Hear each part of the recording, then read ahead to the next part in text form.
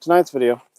Wanting to get to have so many subjects I want to cover, but anyway, make sure you like, share, subscribe. If this is something that's actually serving you, there's a part of me that's like, why am I putting out all these videos? What the hell am I doing?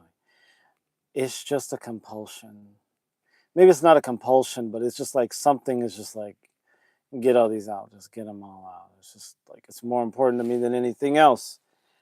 I don't know why, but I've learned to trust that voice. And it's not a voice that's audible, but it's really audible. It's just something that's just like, get this out there, get it out there. And I've learned to listen to that, to trust that, because it knows better than anybody who knows better. Anyone who has more experience or wisdom or whatever that's going to counsel me or give me advice.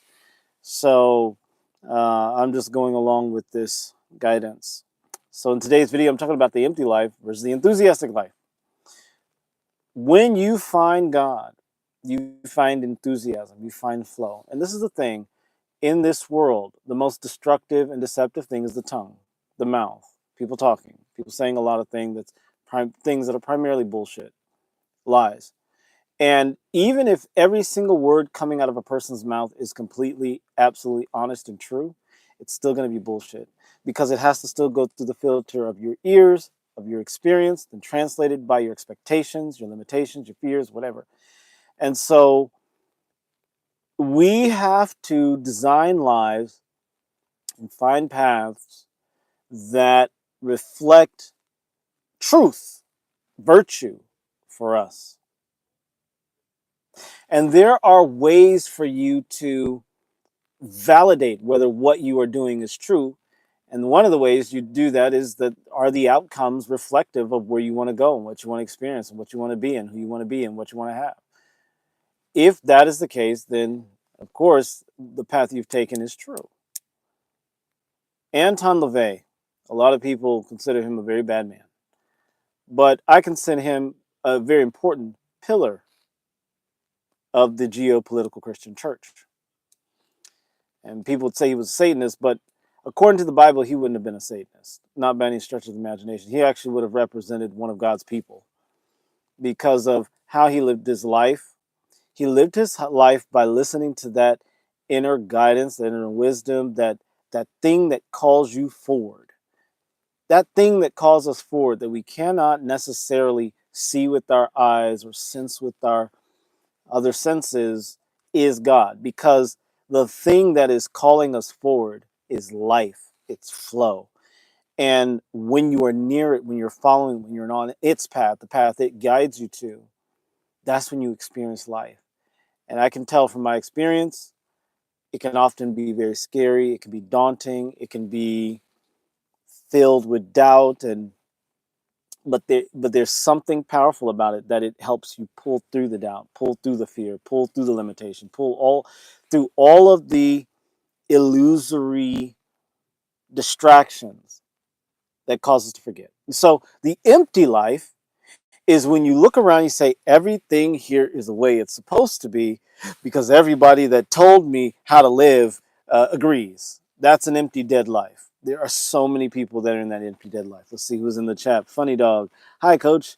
All right. And a cool little colorful emoji. Thanks for joining. Make sure you like, share, subscribe.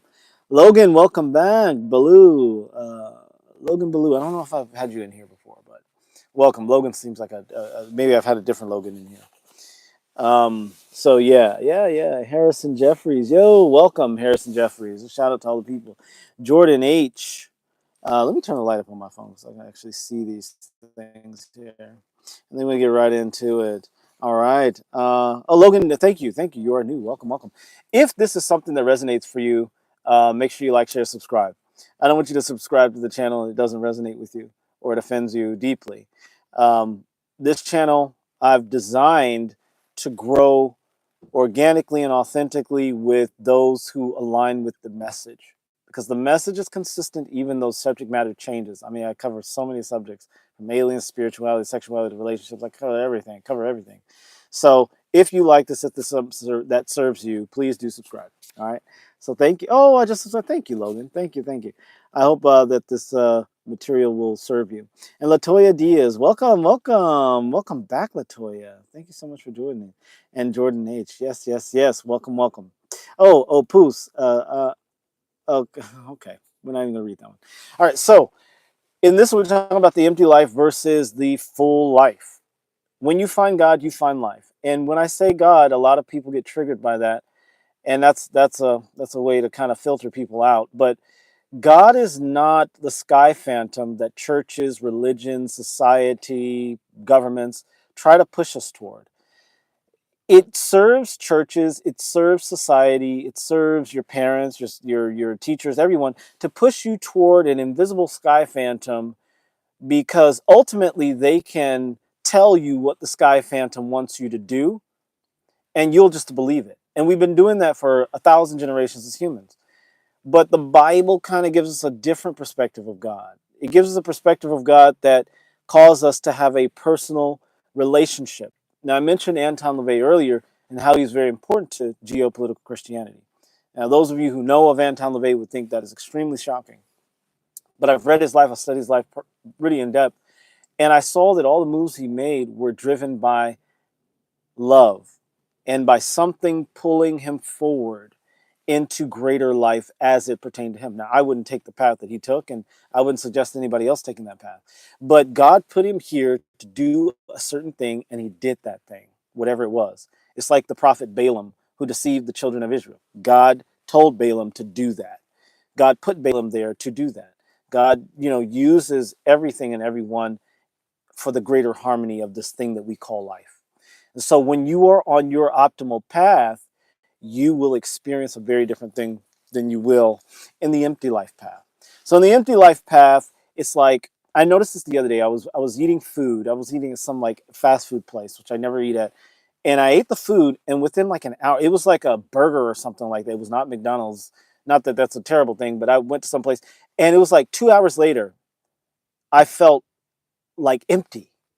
Not even, and it was a lot of food. It was like tater tots and a burger and all this stuff. And I just felt empty very shortly after. And I was like, that's strange. But in other instances, I'll eat my like natural drinks and my hemp seed and I'll take my powders of ground vegetables and stuff like that. And I'll be good for hours, like 4, 5, 6 hours. And it's just powder. So I thought about it. I was like, man, so much in life, in this world, has taught us to become satisfied with empty things. Like here I was eating all of this food and I felt completely empty within 2 hours. And in another case, I ate like this much powder basically in water, and I'm good to go for 8 hours. The I'll get into the chat, but that's just one example of what I'm talking about. Okay. Anyway. All right. Oh, I like these little emojis. This is really cool. Okay. Oops. All right. And then Mr. Mr. Madhu. Thank you. God bless you too, Mr. Madhu. Welcome to the discussion. Talking about the empty life. So the empty life is filled with things like belly filler instead of food, empty sex instead of righteous intimacy, or sacred energy exchange. It is filled with dead relationships instead of divine connections. It's filled with an empty, fake identity instead of the child of the Most High identity that we all are born to have. So, what does life feel like when you actually are living it? It can feel scary a little bit. It can be a little bit scary. It can be dark, actually, and it can be lonely. But there's something beneath it all that just keeps pulling you forward. And then you have the flourishing. Because look, we still have winter. In life, you have the seasons. You have summer, winter, spring, and fall, right? And so you have the darker seasons like winter and fall. You have times of death. You have times of coldness and solitude, right? But it's pulling you toward spring. It's pulling you toward the harvest season. It's pulling you toward more life, more life, more life. And it doesn't stop changing. And so the life, when it's really real, and I'm just going to share my experience, but I know that you guys could probably identify with, is that when you are on your optimal path, you feel lighted up. You feel enthusiasm. You feel filled with something that tells you keep going. I know it's dark right now. I know it's quiet right now. I know you're alone right now, but just keep going. Keep moving forward because there's something on the other side of this that is so fulfilling and so satisfying. Flourishing, prosperity, purpose, power, peace, pleasure, purity, and a real connection with God. And it'll help you to also clarify like who's really on your side. I mean, there were times when years ago, I used to trust, I've had friends that I trusted that did not respect me or love me ultimately. And all they did was used me as a battering ram for their criticisms. You know, I actually was in a marriage like that for many years. And then um, I had friends, and my friends reflected how I saw myself, not how God saw me. And so, as I changed how I saw myself, as I improved my perspective of myself and loved myself more, started to see myself the way Christ sees me, as Jesus sees me, as God sees me, I started to lose attachment to those relationships. They actually would literally just dissolve, and these people would just disappear. And it would be hard to get a hold of them, even if I would slip back into a self loathing moment and decide, okay, I want to interact with this person. It was hard to get a hold of them. So I found that as I'm on my ideal path, moving in the direction of life and light and flow in the Lord, all this other stuff, and I'm using this semantics. You can ignore the semantics, but as we move toward more life, we are going to experience the death of what we were before and who we were before and the relationships we had before and everything that was before. We start to experience that death. And if you're willing to die daily, like Paul says, or if you're willing to die in Christ, meaning die to everything in this world and allow that spirit within us that leads us to all truth and allows us to do all the things we wish to do, then you're going to have a life of flourishing, of flow, of frolicking, of beauty, of joy. All right, getting back in the chat. Let's see. All right, yep. So it is possible for you to have the full life where, like for me, for my experience, like I just stopped eating out because I noticed that my body felt a certain way eating out, or I would eat out as little as possible. Nowadays, I have to do it sometimes. I do carry food with me all the time, and I make my sandwiches and stuff, and I have wonderful, wonderful, delicious meals. But um, eating empty food, you notice it. Just like having empty relationships or having empty experiences. Your soul thirsts for more. And the Bible often talks about how in the world there's so much emptiness, but because people are kind of addicted to the emptiness, they don't know any better. And if you're constantly consuming the emptiness, you become that emptiness. You become that death. And before you know it, you don't even know what life is anymore. 30, 40, 50 years pass and you look back and you're like, who was I? Who am I? And so in this video, I want to encourage you guys to take the risk to allow yourself to be led into that which lightens your soul, that which fills you up, where when you are moving forward, it is scary. It can get dark, but there's a certain level of satisfaction, serenity, and wholeness. So that's what I have to say about that. uh I'm going, but thank you guys so much for watching. um there's more to be said on this, and I thank you so much for those who stayed.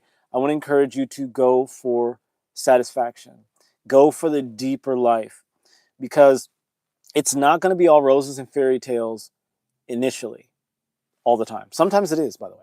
Sometimes you stumble into God's grace and God's favor in a way that just blows your mind. But sometimes you have to hold God to task and say, Lord, you've been giving me the same thing for 40 years, 30 years, 20 years, 15 years, however long it's been, months, whatever. And you're like, Lord, I know you can give me more. I know that there's more life for me on the other side of this. Lord, I'm ready for it. I'm open to it. and I'm willing to take the risk to go for it. Because Jesus could have taken the empty life and become the emperor, the king of the Jews, as they said, during his lifetime. He could have told the Roman centurion and the Pharisees and the scribes and all them. He had a lot of popularity. He could have been like, I am. He said he was the Messiah, I guess, but he could have been like, you know what? Let's kick the Romans out of here and let's go to war with them. Blah blah blah. He could have done that, but it would have been so empty because he wasn't just living for that generation. He was living for us now today. He was living for all of humanity. He was a living example for all of humanity. And if he had taken the kingdoms of the earth as Satan offered him, because Satan offered him to be king of the earth. Satan came to him and say, look, man, you're really killing it out there, bruh. So see all these kingdoms? I run all of those, okay? And I will put them in your hand if you just follow me. Just to say that I am God. And you'll have all of that. Jesus could have taken that. But it would have been like eating belly filler. It wouldn't have nourished his soul. It wouldn't have nourished his mission and his purpose in this world. So I want to encourage you. There's a dream in your heart. There's a desire in your spirit. There's something that is perhaps buried deep down inside of you. And perhaps you've been putting it aside because you're afraid, because no one around you supports you, or people are giving you advice and saying, oh, no, you should do it this way. You should do it that way. And something in you is telling you, no, no, no, no, no. Everything here is incorrect. But it's calling you in a different direction. I know when I was 14 years old, I'm going to leave you guys with this. I was 14 years old, and this was before food was organic. Like all food was organic, but the organic movement didn't happen yet. This was in the late 90s or whatever. And it was 2000 or whatever. Okay, I'm going to stay on topic. And it was in the late 90s, and I knew that organic food was going to take off. And I was gardening. I loved gardening. I was so enthusiastic about it. Like, I wouldn't play video games. I hated video games. I wanted to garden. I wanted to read gardening books. I wanted to go buy gardening books. If I got $2, I would go to the thrift store and buy as many gardening books as I could find for $2. For 10 cents, they would sell them for 10 cents. I would have been one of the leaders in the organic gardening world. I eventually got a master's in agriculture, but of one of the many degrees I got. But I knew that if I sold if I grew premium organic foods, I could sell them to premium restaurants in the city, 5-star restaurants. And I knew that at fucking 14. But I didn't go for it. I put that dream aside. At that same age, I also had one chance actually at that time to play with Yo-Yo Ma. I actually was 16. I had one chance to play with Yo-Yo. I was a cellist. I am a cellist. And I also didn't stay to make that dream a reality. I had a chance to travel. There were a lot of things that I wanted to do in my heart, and God had put those dreams there, and I put them aside because someone who I trusted more than God, more than myself, told me, you need to go get a vocation. Go get a job and get your paid money. I had no debt. I had no bills. I had absolutely no debt, nothing. I could have started from scratch, and it would have been so fulfilling. But I'm on my path now. And so, yeah, it took me about 30 years to get there, but I'm here now. And I'm here to tell you there's a dream in your heart. There's a desire in your soul. Go for that. Take the risk. Jump into the abyss. That's where you'll learn that you have wings. So that's what I have to say about that. Reject the empty life. Let go of the empty life. Embrace the life of satisfaction, of serenity, of wholeness. God has that for you, not all of this other bullshit. Thank you for watching. I got to get out of here. Bye. Oh, Roman, welcome. Shout you out. Roman, welcome, welcome, welcome. God bless you, Roman. Oh, God bless you, Roman. Oh, Jay, give yourself grace. You were a kid. God bless. Thank you, Jay. You're absolutely right. I was a kid. Thank you so much, Jay. I love you. God bless you. God bless you, Jay. God bless you, Roman. God bless you, Mr. Marshmallow, and everyone else who commented. God bless you all. Follow God's purpose for you, your divine design. You deserve the very best life that God has for you here in this life. Be blessed. Thank you for watching.